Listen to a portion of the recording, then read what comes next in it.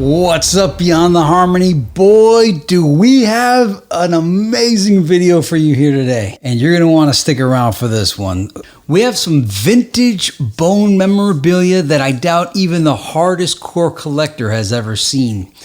One of our members of the Skull and Crossroads Society has contributed this amazing, rare Rap Sheet magazine article from October 1995 that covers Stony Burke and Creepin on a Come Up, early Mo Thugs leading up to E.1999 Eternal. There are some never seen before photos that you're going to get to see here and early on information. So let's take a look. It's 6 pages, including the cover. The cover has KRS-One. It says RBX Escape from Death Row celebrating. It is October 1995, Volume 3, Number 10. Raekwon and Ghostface Killah bring Wu-Tang's 4th project. Bone Thugs and Harmony creeping on another come up. Kool G Rap, New York's illest street rapper returns. And the second coming of KRS-One. So now, into the article. Boy, oh boy, on page 12. It says TH there, but it says by Bill Collector. When Lazy, Crazy, Wish and Flesh and Busy released their EP on Ruthless Records, heads were laughing at hip-hop coming from Cleveland. But the laughter stopped when the EP went platinum several times, introducing the world to Cleveland, Ohio, and the stutter-step style of rhyme from Bone Thugs and Harmony. As Bone comes right back with a full-length LP, Rap Sheet had to roll out for a day in the hood in Cleveland's St. Clair on a blazing Saturday afternoon. The sun is shining and there aren't too many clouds, but there has been talk of possible rain. So when Crazy Bone, the group member who seems to carry some of the responsibilities of a manager, falls behind schedule about an hour, I get a little nervous. But after a quick ring to his cellular phone, I'm at ease. He's just minutes away. In front of a 4-door Blazer with the new Bone album playing chills Crazy on the cell phone. Graveyard Shift member Tombstone, and behind the wheel, Crazy's brother and Bone's manager Ron. No Lazy, no Flesh, no Wish, and no Busy Bone. Crazy says we'll hook up with the rest of the fellas later. So we roll out to Bone's hood. St. Clair is the part of Cleveland Bone represents. The strip is St. Clair. It's like different little cliques within the strip, like 93rd, 95th, 88th, 99th, 102nd, and 105, Crazy says, defining the most noteworthy spots on his side of town. As we exit the highway and drive through the city towards the less affluent side of town, the guys prepare us on what we will encounter. Y'all sit up straight through here, narrates Ron as he makes a right onto St. Clair Street, the long strip that defines this particular side of town. Crazy turns down the radio, almost purposely, like he wants to avoid static from the Holies, as they've humorously dubbed police. But they don't base their problems with the police on racial trips. The Holies are on some ego power trips and really enjoy their jobs, if you know what I mean. The way black people view police, the way people of color interact with each other, and the way hip-hop gets its groove on in the inner city makes one realize that DJ Quick was right when he said that every hood is just like Compton. Cleveland, Ohio, breeding ground for multi-platinum artist Bone Thugs and Harmony, proves to be no different. Like some other spots in the southern part of the nation, Cleveland has that older type of look. Brick buildings, lots of grassy areas, and very little modernization of the 80s or 90s. And though everything seems to be pretty kicked back up and down the streets, this appears to be one of the more relaxed days, says Rod. Our first stop is East 93rd Street, where Crazy used to live, as he stands in the open lot which used to occupy his family's house before it burned down when he was 15. He handles a little bit of business with his partners J-Love and St. Clair Jack, who live directly next door to the lot. They all laugh at St. Clair Jack's story of a get-together his sister had a few nights before. On the end of the block lies the neighborhood taggings on the back of an apartment building. Rod points to it with pride, urging us to check it out since St. Clair is represented to the fullest. While showing us the now boarded up place on East 99th where he and his family lived, Crazy explained that many of the houses like it were evacuated after the tenants were caught selling drugs. After you get caught selling drugs 3 times, they take your house. They find out who owns it, say the owner had to know you were selling drugs, take you to court, and board it up. Crazy outlines as one of the city's whack regulations. The whackness is emphasized in the fact that not only do several of these boarded up houses decorate the city, so do vacant lots, like the one that once encompassed Crazy's first house. While en route to the next spot, the love and support for Bone, which stands for butted out N-words every day, brewed out N-words every day, or brothers on normal elimination, is all over the place. We turn down one block, and first of the month, the first single from the new album is blasting from someone's house. A car rolling on the right side of the Blazer honks and asks what's going on tonight.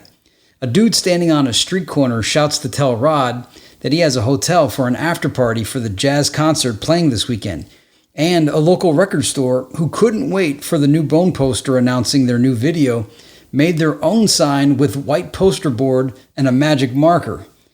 Crazy believes the strong support has to do with Bone's representation for the city in their music. They got a lot of love, says Crazy, referring to Cleveland folks. They pump just like we pumped. It's just that we got Cleveland so off the hook.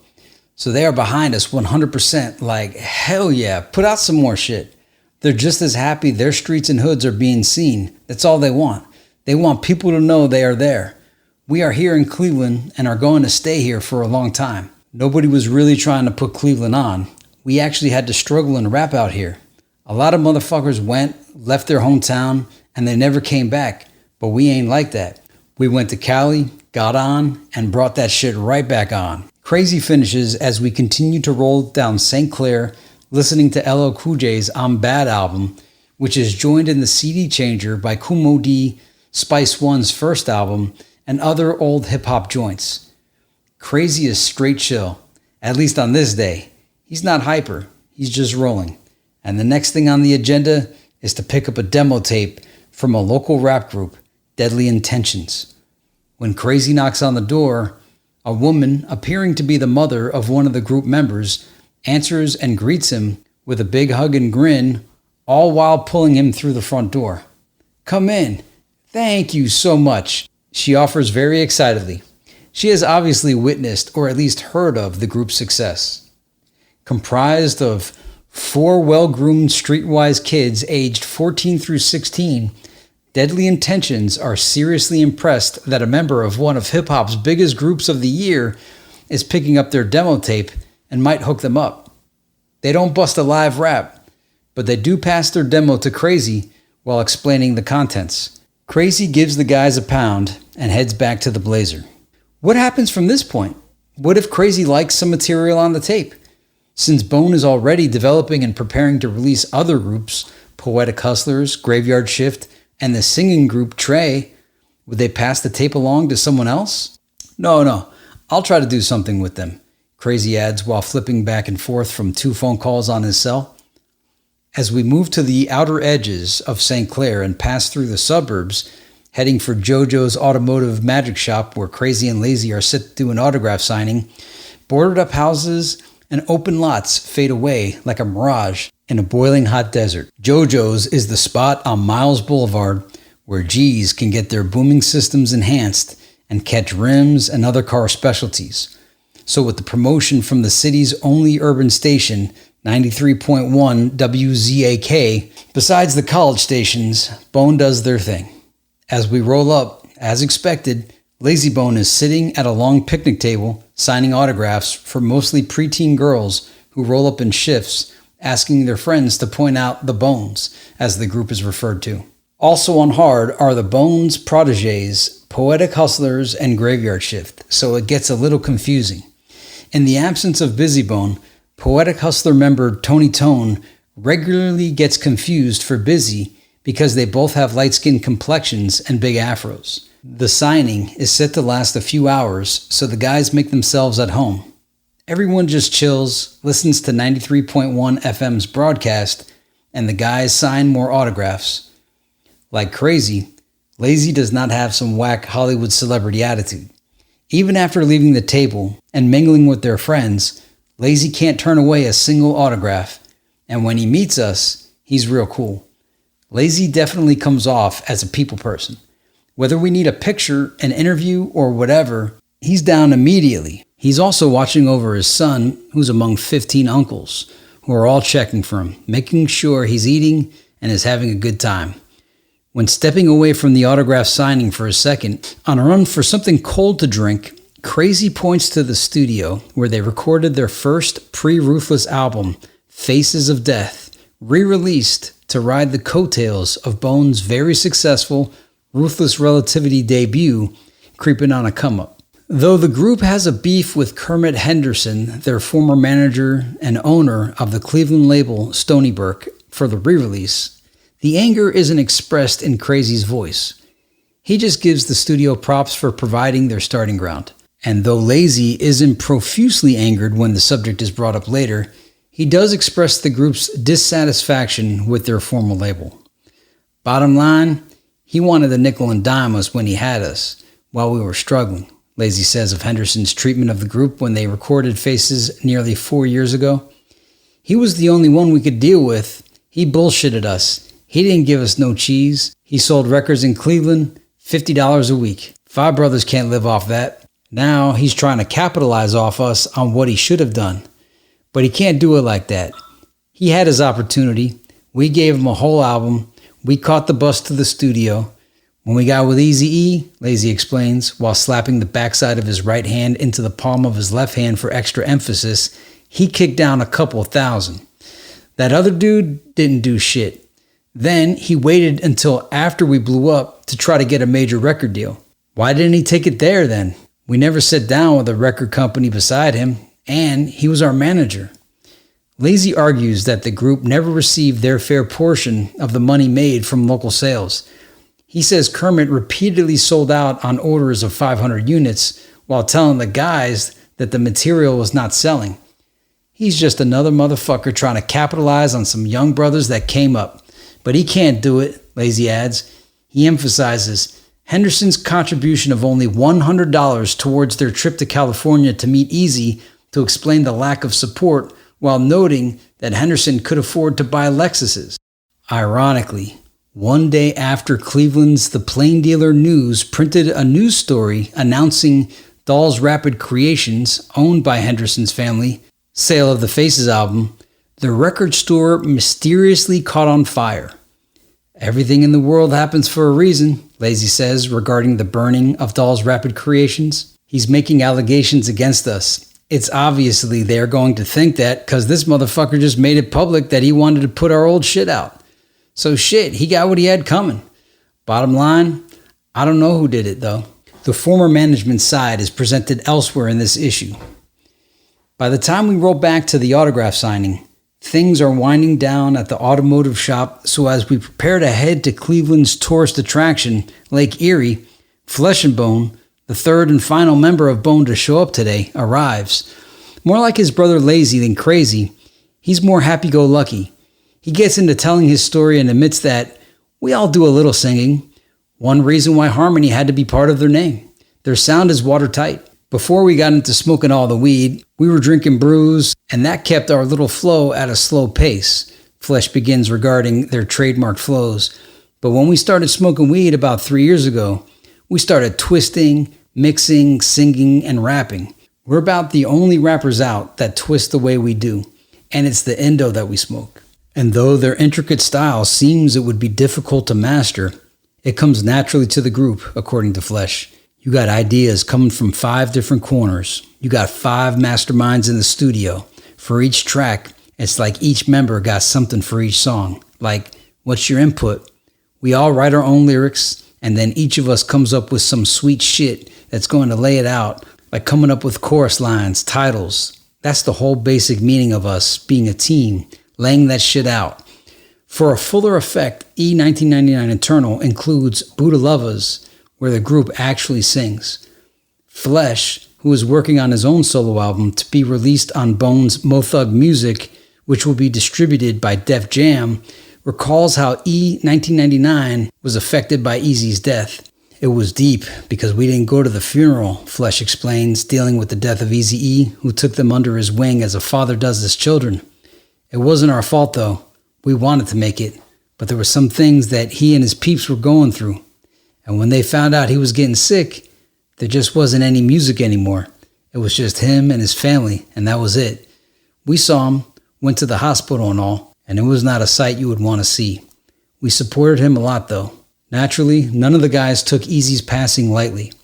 Working with Eazy, especially having him appear on For the Love of Money with them, was a dream come true, and they are grateful that their efforts to meet Eazy paid off. Crazy laughs at all the trials the group faced before meeting Eazy.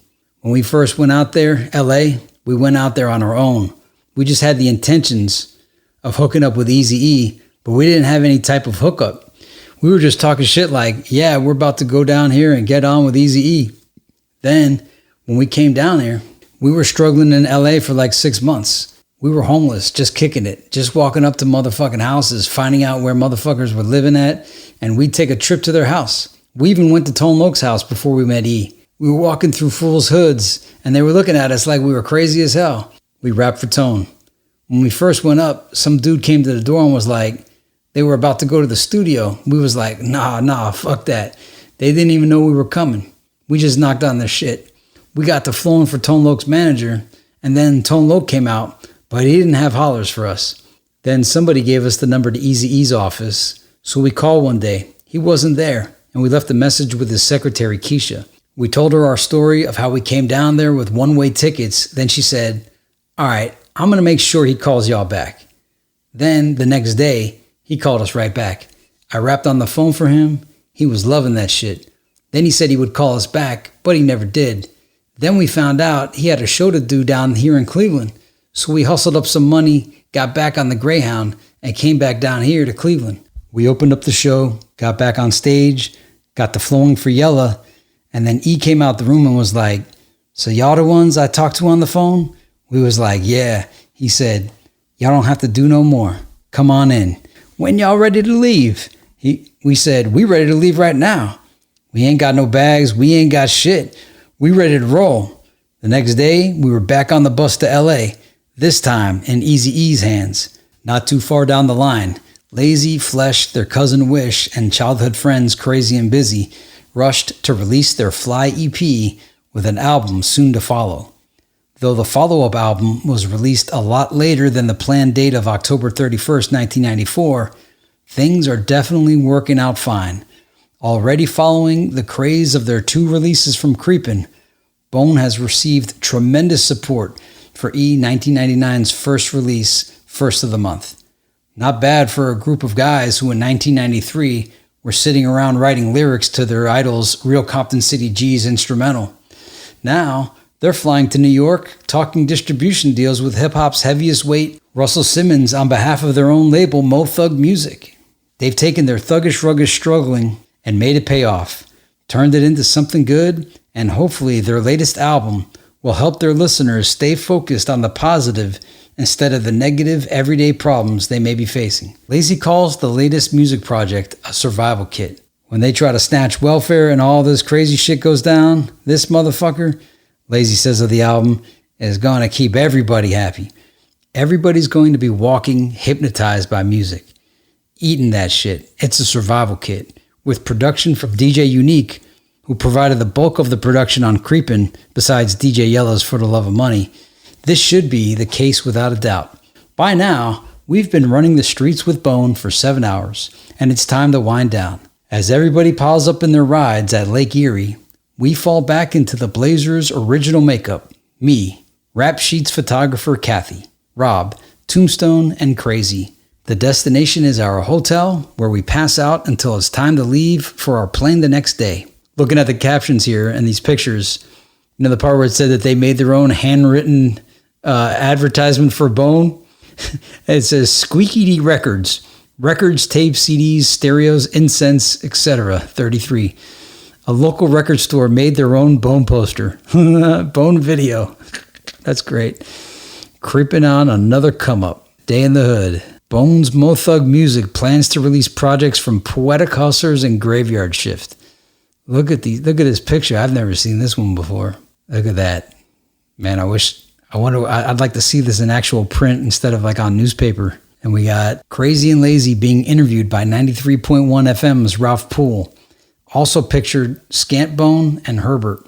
Man, these are some old pictures. Lazy and Crazy signing autographs at JoJo's Automotive Magic Shop. JoJo's is the spot that hooks up the guys' car systems. Crazy picks up a demo from local group Deadly Intentions. Look at these guys. Crazy sits on the porch of his old house on East 99th. Crazy and Tombstone stand in the vacant lot that used to encompass Crazy's house on East 93rd.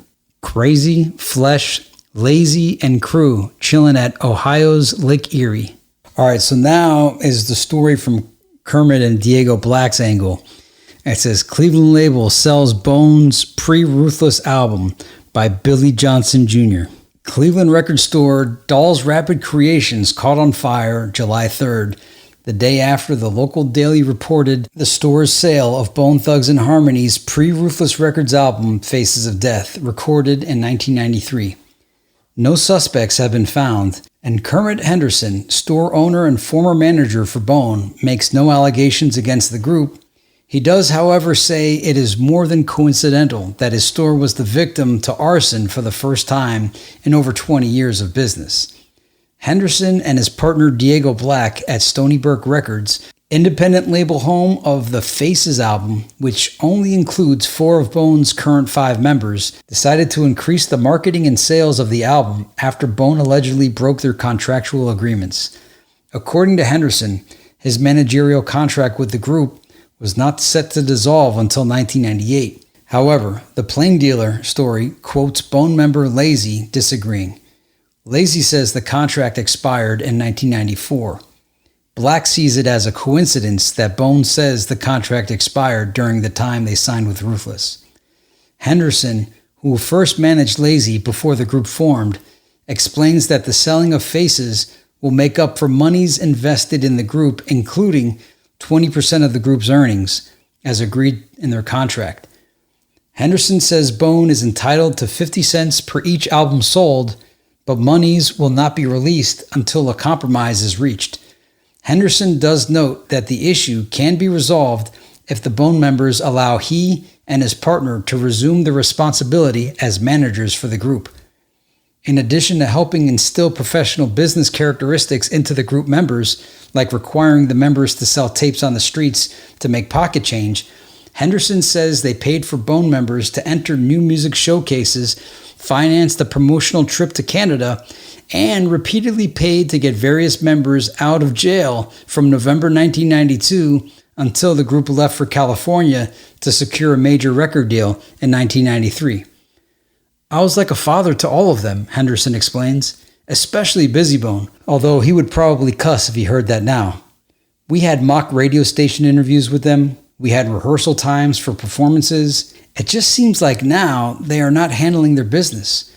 I was reading in the Source magazine something about Busy Bone not showing up for their video shoot, or they weren't showing up for concerts, and they have a bad reputation with the concert promoters. It's like they went haywire. I really don't see that it would be hard to work with them, even at this point. To me, the biggest problem that they would have is being chastised.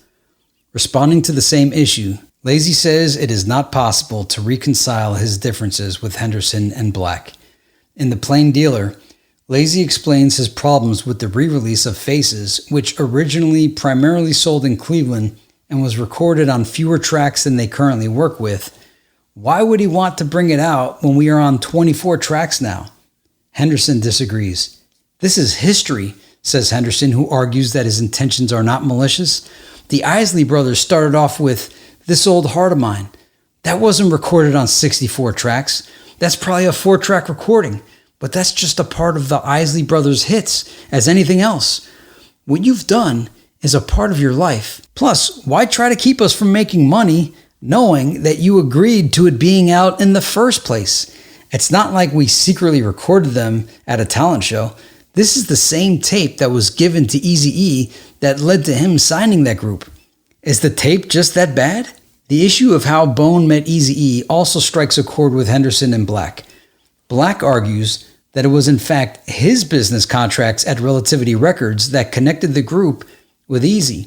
Blak says he arranged a meeting between Bone and Eazy after the group arrived in California. However, Bone did not show up. And when the group returned to Cleveland to open up for Eazy-E's local performance, it was Blak that arranged for them to perform and get backstage to meet Eazy. The next thing you know, they were on their way out. I said, hey, you guys give me a call. What happened was they never called me. They never paged me. I never heard from them. I didn't hear from them until a couple months later. As Bone eased out of their relationship with Stony Burke into their new gig with Ruthless, Henderson and Blak say they did not intervene when they could have claimed contractual interference.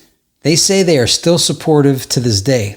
When they receive calls at their office, their number is listed on Faces, regarding Bone, they forward calls to the group's current label. Henderson says, we don't badmouth them or try to stop them from getting other jobs.